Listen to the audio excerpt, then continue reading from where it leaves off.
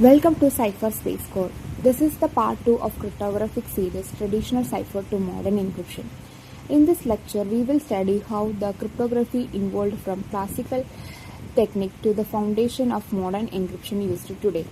Especially, we will cover 5 traditional cipher, understand why they are considered secure in their time, and mostly analyze why all of them failed today. Then we introduce AES, which is the standard used in the real world systems. Before we proceed, let's briefly recall what is from part A.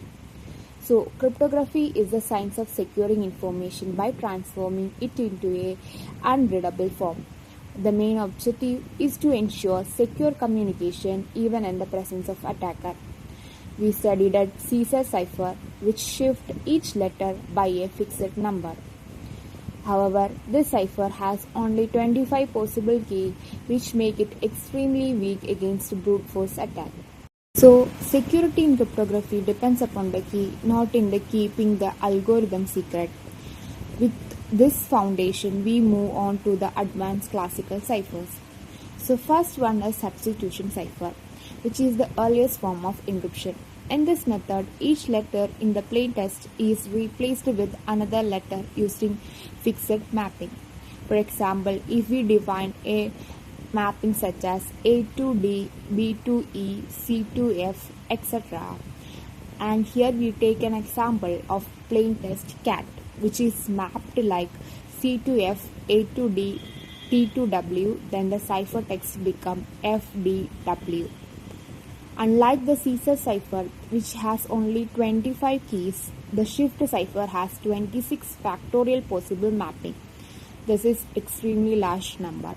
However, this cipher failed due to frequency analysis. Natural language follows statistical pattern. For example, in English, the letter E appears most frequently. Even after substitution, this pattern remains unchanged. So attacker analyze the frequency distribution and recover the plaintext. So substitution hides the identity of letters, but it preserves statistical structure of language, and then it becomes weakness of substitution cipher, which moved into another cipher which is called Transposition Cipher, which follows a completely different approach. Instead of replacing letter, it rearranges their positions. For example, the hello world is written in rows and then read column wise. This produces a scrambled message. Like hello world is written like HELLOWOR, which becomes HOEWLOLR. However, the letters themselves remain unchanged, so their frequency remains same. This allows the attackers to apply frequency analysis. So, the substitution hides what the letters are, transposition hides where the letters are, but neither hides both. The modern cryptography combines both ideas. So, both of them still have major weakness. They preserve patterns. So the next question is, can we design a cipher that hides pattern completely? This is where the Vigenère Cipher comes in, which is one of the most important classical cipher because it produced a completely new idea using multiple alphabets instead of just one. In earlier cipher, each letter was always encrypted in same way, but in Vigenère, the encryption changes for every position. This is done using a keyword. Let's take an example. A plaintext attack and keyword key. We repeat the keyword to match the length of message. So it becomes KEY. Now each letter of the keyword gives a different shift value. K means shifted by 10, E means shifted by 4, Y means shifted by 24. So each letter in attack is encrypted using different shift. The result is cipher text like KXRKGH. Now, here is the important part. The same letter does not always produce same output. For example, the letter A appears multiple times, but it can be encrypted differently depending upon the keyword. This breaks symbol frequency analysis, and this is why this cipher was considered unbreakable for centuries. However, the cipher still have hidden weakness that keyword repeats, and whatever something repeats, it creates pattern. Attacker can detect these patterns, find the length of keyword, and then break the cipher step by step. So even though Vigenère hides symbol pattern, it still leaks information through repetition. So the next step in evolution was, can we remove the pattern even further? Instead of encrypting one letter at a time, can we encrypt multiple letters together? This led us to Playfair Cipher, which introduced an important idea that encrypting pair of letter instead of single letter. It works using 5 to 5 matrix built from a keyword. The plaintext is divided into pairs. For example, hello. Hello is divided into like HE, then LL, then OX. The X is added for the space extra. Each pair is encrypted using rules based on their position on the matrix. This reduces single letter frequency pattern. Now the encryption is done using 3 symbol rules. First, if both letters are in same row, we replace each letter with letter to its right. Second, if both letters are in same column, we replace each letter with one letter below it. Third, if the letters forms a rectangle, we replace each letter with the one in the same row but in the opposite corner of rectangle. These rules are applied to every pairs of letters in message. Although this method is stronger than single letter cipher, it still has limitation. Instead of single letter pattern, now the patterns appear at the level of letter pairs.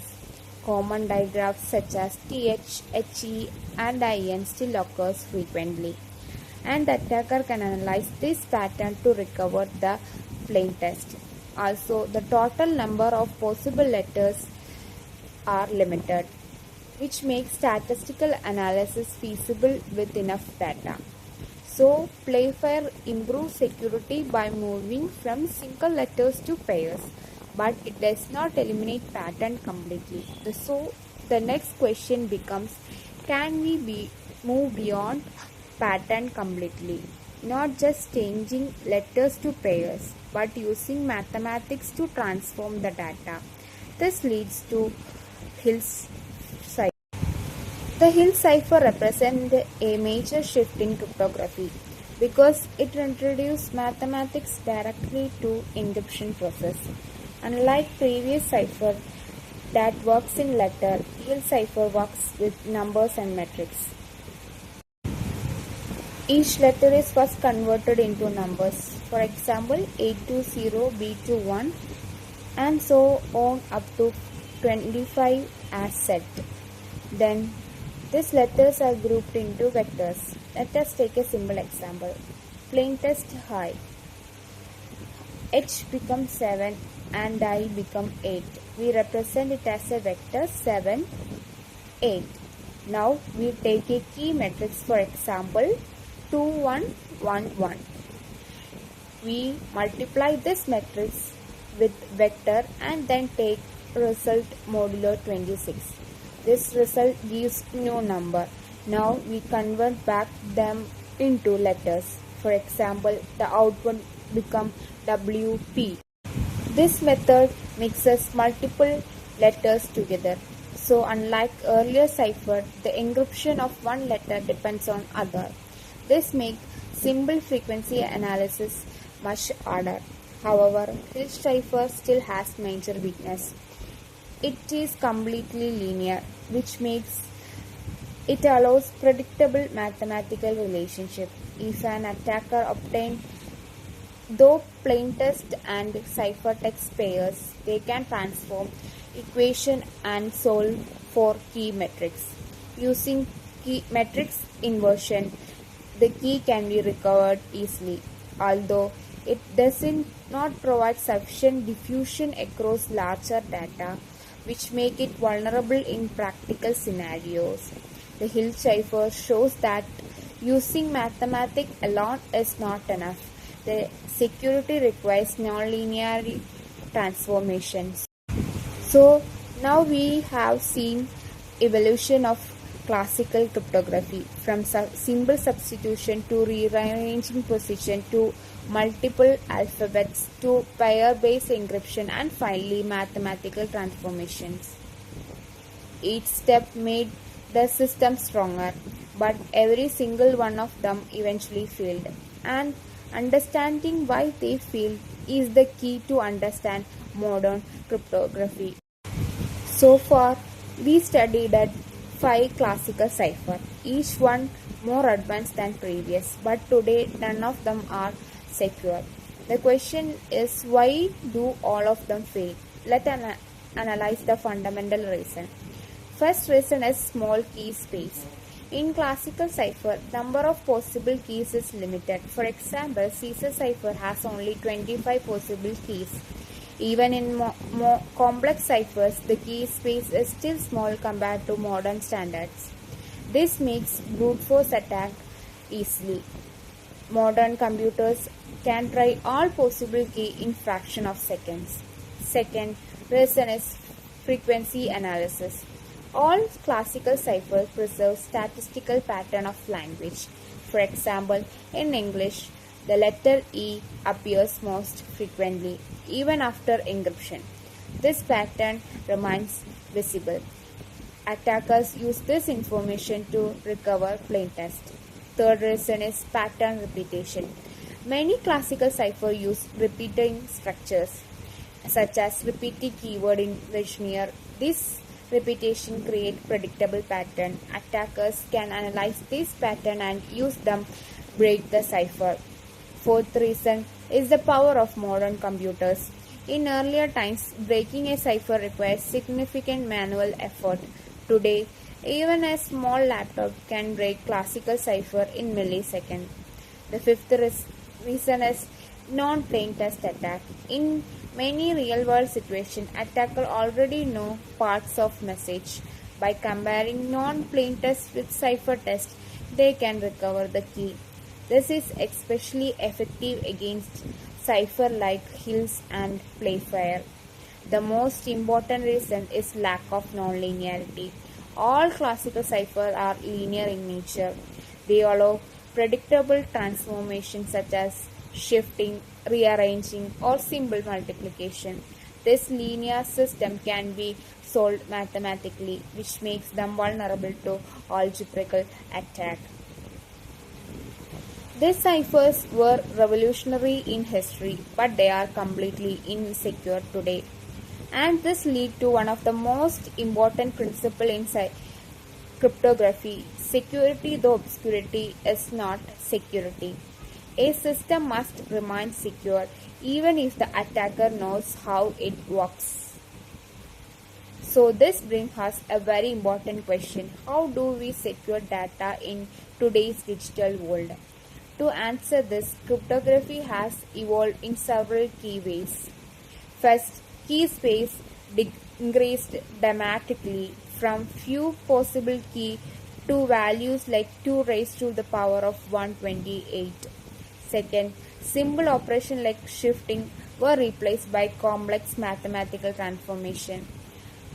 The modern system used two important concepts, confusion and diffusion. Confusion means hides the relationship between key and ciphertext, and diffusion means spread information across the output entire. And finally, the goal is not just to make encryption difficult, but the computationally feasible to break it.